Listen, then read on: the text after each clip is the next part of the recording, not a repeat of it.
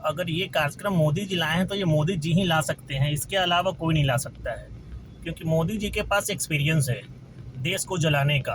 भारत सरकार की तरफ से 28 लाख वैकेंट सीट है जिसे फुलफिल नहीं किया जा रहा है, तो बेरोजगारी बढ़ेगी ही। आरबीआई का खजाना खाली हो रहा है, लेकिन अंबानी अडानी का खजाना बढ़ रहा है, फिर भी लोग बोल रहे हैं कि देश विकास पे है। कभी वो बोलते हैं इलेक्शन के पहले कि 15 लाख रुपया देंगे, आज अभी सभी के अकाउंट खाली हो रहा है। देना तो दूर, वो तो ले रहे हैं सिर्फ। अगर अकाउंट किसी का भर रहा है तो वो अंबानी और अडानी का भर रहा है, बाकी आरबीआई का भी अकाउंट खाली हो चुका है। समझिए, जो भी रिजर्व बैंक में पैसा रखा जाता था कि कभी ज़रूरत पड़ने पे लोग को मदद करेंगे, लेकिन ये मोदी जी उसको अपना निकाल कर अपने जो भी हो, चाहे अपने नाम का प्लेन लेना हो, अपना के लिए प्लेन लेना हो, या 10 लाख का कोट पहनना हो। लगता है कभी कभी कि मोदी जी का एकदम स्क्रिप्ट क्लियर रहता है और एक मूवी टाइप का वो काम करते हैं, एक्टिंग अच्छा कर लेते हैं। नमस्कार, मैं हूं भार्गवी। स्वागत है आपका यूथ वॉइस पर। इस वक्त हमारे साथ मौजूद हैं इंडिया अगेंस्ट करप्शन के टाइम से ही जुड़े हुए इस आंदोलन से काफी समय से इनका जुड़ाव रहा है, और साथ ही ये आम आदमी पार्टी के यूथ लीडर भी हैं। आइए जानते हैं इनसे, कुछ मुद्दों पर बातचीत करते हैं। सबसे पहले तो आप हमें बताइए हिमांशु पटेल जी, कि आपका जो ये राजनीति में सफर है और फिर करियर का भी सफर, आप इन दोनों में कैसे सामंजस्य बैठाते हैं? सबसे पहले तो आपको धन्यवाद। और राजनीतिक में जी। पढ़े लिखे लोगों का ही अभी ज़्यादा डिमांड है, और पढ़े लिखे लोग ही देश को बदल सकता है, बिहार को बदल सकता है। क्योंकि वो पढ़े लिखे लोग ही दुनिया को जानता है, जी कैसे देश बढ़ेगा, कैसे बिहार बढ़ेगा, पढ़े लिखे लोग ही कर सकता है। जी जी। तो सबसे जो इस टाइम चर्चित मुद्दा है वो है अग्निवीर, युवाओं से जुड़ा हुआ। तो एज अ यूथ लीडर आपकी जो राय है इस मुद्दे पर क्या है? अग्निवीर अगर ये कार्यक्रम मोदी जी लाए हैं तो ये मोदी जी ही ला सकते हैं, इसके अलावा कोई नहीं ला सकता है। क्योंकि मोदी जी के पास एक्सपीरियंस है देश को जलाने का, राज्य को जलाने का, और युवाओं को के भविष्य को जलाने का। तो ये मोदी जी ने अपना काम बखूबी कर रहे हैं, और अग्निवीर भी उसका एक जीता जाता उदाहरण भी है। देखा जाए तो बिहार और देश में दोनों तरफ बेरोजगारी बढ़ रही है। इस मुद्दे पर आपकी क्या राय है और कहां तक इसमें सरकार दोषी है? देश और राज्य की बात कर रहे हैं तो सबसे पहले हम देश की ही बात कर लें। जी बेरोजगारी बढ़ रही है। आखिर अभी तक लगभग पूरे भारतवर्ष में भारत सरकार की तरफ से 28 लाख वैकेंट सीट है जिसे फुलफिल नहीं किया जा रहा है, तो बेरोजगारी बढ़ेगी ही।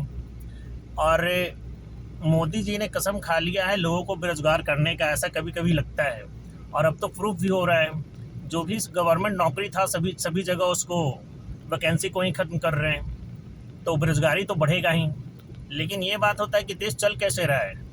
बेरोजगार लोग हो रहे हैं, फिर भी देश को बोल रहे हैं कि देश विकास पे है। लोग यहाँ भूखे मर रहे हैं, फिर भी लोग बोल रहे हैं देश विकास पे है। आरबीआई का खजाना खाली हो रहा है, लेकिन अंबानी अडानी का खजाना बढ़ रहा है, फिर भी लोग बोल रहे हैं कि देश विकास पे है। तो अब ये पब्लिक को और युवा लोग को समझ में आने लगा है कि कितना मतलब ये बीजेपी जो है क्या क्या क्या कर रही है अभी।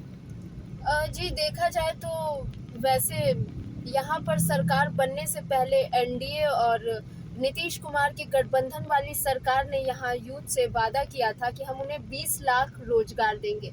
आखिर में वो 20 लाख रोजगार है कहाँ? इस पर आप क्या कहना चाहेंगे?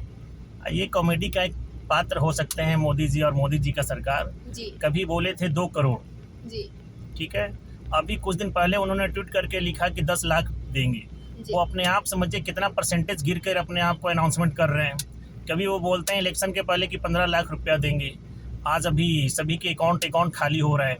देना तो दूर, वो तो ले रहे हैं सिर्फ। अगर अकाउंट किसी का भर रहा है तो वो अंबानी और अडानी का भर रहा है, बाकी आरबीआई का भी अकाउंट खाली हो चुका है। समझिए कि जो भी रिजर्व बैंक में पैसा रखा जाता था कि कभी ज़रूरत पड़ने पे लोग को मदद करेंगे, लेकिन ये मोदी जी उसको अपना निकाल कर अपने जो भी हो, चाहे अपने नाम का प्लेन लेना हो, अपना के लिए प्लेन लेना हो, या 10 लाख का कोट पहनना हो, बहुत सारा कुछ है। लेकिन अभी युवाओं को लेकर तो उनके पास कोई पैसा दिख नहीं रहा है कुछ।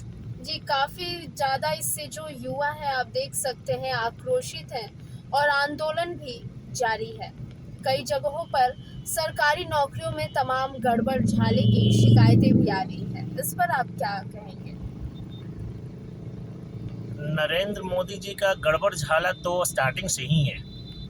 चाहे वो शादी किए हों, उसके बाद बीवी को छोड़ देना, अभी तक उनके पास से ये बोलते हैं चाय बेचते हैं, लेकिन अभी तक उनका कोई वैसा मित्र नहीं मिला है कि चाय कहाँ बेचते थे। अभी तक उनके साथ जो बोलते हैं दिल्ली यूनिवर्सिटी से एमए का डिग्री प्राप्त किए हैं, लेकिन उनके बैचमेट कोई मिलते ही नहीं है। तो ये एक लगता है कभी कभी कि मोदी जी का एकदम स्क्रिप्ट क्लियर रहता है और एक मूवी टाइप का वो काम करते हैं, एक्टिंग अच्छा कर लेते हैं और पब्लिक को थोड़ा समय लगता है। हमारे भारतीय पब्लिक लोग थोड़ा इस मामले में कम अवेयर है। कम अवेयर नहीं है, थोड़ा विश्वास कर लेते हैं, ज़्यादा विश्वास कर लेते हैं और उसके बाद फिर वो पछताते हैं। तो अभी पछताने का काम हो रहा है। अच्छा, आप सरकार को क्या सलाह देना चाहेंगे रोजगार सृजन के क्षेत्र में? रोजगार सृजन के क्षेत्र में सलाह देना क्या है, उनको सब पता है कि कहाँ कहाँ पे रोजगार है। उनको तो ऐसा चाहिए कि कहाँ पे रोजगार खत्म कैसे किया जाए और बदनामी भी ना हो। उनको सब पता है कि कितने वैकेंसी हैं पूरे भारत में। राज्य सरकार को पता है कि बिहार में या राज्य में कितना वैकेंसी है, लेकिन लोग देना चाहे तब ना। लोग देना ही नहीं चाहते हैं। लोग का मन में है कि लोगों को बेरोजगार कर दें, तो ये सृजन की बात ही कहाँ होती है। जी, और जिस तरीके से आपने देखा कि अग्निवीरों ने आंदोलन किया, जिनको सेना की भर्ती में जाना था, वो इस नए जो भी अग्निवीर के रूल्स और रेगुलेशंस आए, छात्र इससे काफ़ी आक्रोशित थे। उन्होंने ट्रेनों को तक जला दिया। ये कहाँ से वाजिब है? इस पर आपकी क्या राय है?